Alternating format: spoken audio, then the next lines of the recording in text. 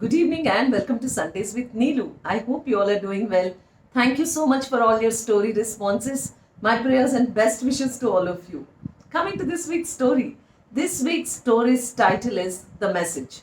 So once a man was walking on the road and as he walked, he found a huge message, a written message note on a pole. So when he saw this message, he went closer to the pole and he read it. So the message said that yesterday I was here and my 50 rupees note fell on the road. I can't see properly. So if anyone finds the note, please return it to me. And the address was written below the note. So the man saw this and he thought it was very funny because it was not 1,000 or a crore or, it was just 50 rupees. Who would leave a message for a 50 rupee note? So he decided to go to that address and give a 50 rupee note. So he kept walking. As he kept walking and he reached the address, he knocked the door. So when he knocked the door, after a long time, he waited outside for a long time outside the door. And an elderly lady walked slowly outside, and she came out of the door. And she came close to this man and said, "Who are you?" So he said that, "I think you lost your 50 rupee note. So I thought I'll return it to you." So she said, "Son, at least 70 to 75 people have come to my house since yesterday and they have been giving me 50 rupee notes. I think someone saw my state, poor state, that my vision is poor and I have nobody to take care. And I live in a very small house. So someone had taken pity on me and they must have put up this note. Yeah, some man must have put up this note." So when this man heard this, he said, "It's okay, mother, please take this 50 rupee note." So with lot of difficulty, she accepted that note. And then the man was about to leave. She called him back and said, "Look, can you please tear that post because I don't want to be a cause of worry for others and I don't want to bother others. Yeah, I don't want to be don't want to be a problem for others." So hearing this, the man said, "Okay, fine." And he said yes and he left the place. So while walking, the man thought, this elderly lady who's here all alone must be living, with the help of neighbors and other people. And she was helped by a kind heart. Someone thought about her and did this for her. And she must have told everyone who came to her to tear off that note on the pole. But no one did it. Yeah, he went there and he saw the note was intact. Yeah, right when he was coming. So he said, "Why should I tear it? Yeah, let the kindness continue." And he walked away. And the note remained there, and the elder lady was taken care. So when I read this story, I said, kindness has many forms. Yeah, if we decide to help someone, we can help in many ways. Yeah, sometimes our kind words motivate others. Sometimes when we smile at others, they feel motivated. Sometimes your presence motivates others. So while reading this story, I remembered my grandfather. So I used to spend, when my grandfather came to Mumbai, to stay with my aunt, I used to spend a little time with him once in a while. Yeah, in every week, at least twice, I used to meet him.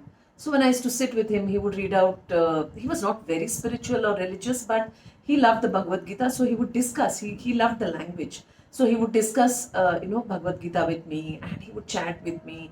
And my grandfather was like, he had apple red cheeks and he looked like a Britisher. He had this, the blue colored eyes. So I used to sit with my grandfather and I would chat. So whenever my aunt was working and she was a professor. So whenever she walked in, he would say, "Did you get my bank passbook updated?" So my aunt would look at him and say, "I have told you I'll get it done." So, but every morning, he would ask her, "Did you get my bank passbook updated?" So this would become a ritual, and my aunt would tell me, like, till I get it updated, he'll go restless. So he would repeatedly ask for that. So he would be in a great hurry. So we would keep wondering why, grandpa is so worried, aunt will anyway do it. Yeah. But the thing is that age is like that. Yeah. They become like children and they want all the attention, and more than anything, they know that time is slipping by. We, on the other hand, feel there's a lot of time, and we do whatever we want at our own pace, and we are lazy. Okay. So many times these things, I remember walking, I remember going for a walk when I was in the US. I stayed in California. And one evening, I decided to walk. So while walking on a particular road, which was pretty lonely, so my sister and all were staying there, so I went to stay with them for some time on a holiday. So they came back in the evening and they picked me up and they said they warned me not to walk on that road. I said, but why so? The road is so beautiful and there are homes there, there are houses there, so there's nothing to worry. So they said, no, here people throw tomatoes on elderly people who walk there. So I was very upset. I said, in India, it is not like that. Elderly people are taken care. Yeah. So we respect our elders. Yeah, in India.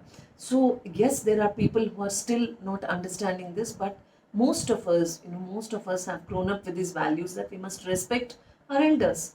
So it was a cultural shock to me listening to these kinds of things. So coming back to the story, so that is how kindness can be communicated. We also can live a good life now, so that when we become, old, or when we become elderly people, we won't be a cause of worry for others. Yeah, we need to take good care of ourselves. The body deteriorates, but our spirits should be very youthful and people should feel good in our presence, even if we are 70, 80, 90, whatever. People should feel this person is of value. I want to sit and chat with her. I want to sit and chat with him. I will be enriched with her experiences. So, when do we gain experiences? This is the time. This is the time to make experiences, make memories. So, let's live each day fully. So, with this, I'll end the story here. I want you to write what you feel about your grandparents, or what stories you have to tell about related to this story. Please leave it in the comment section. I will see you again next Sunday with another new story. Till then, please take care, keep smiling. Bye.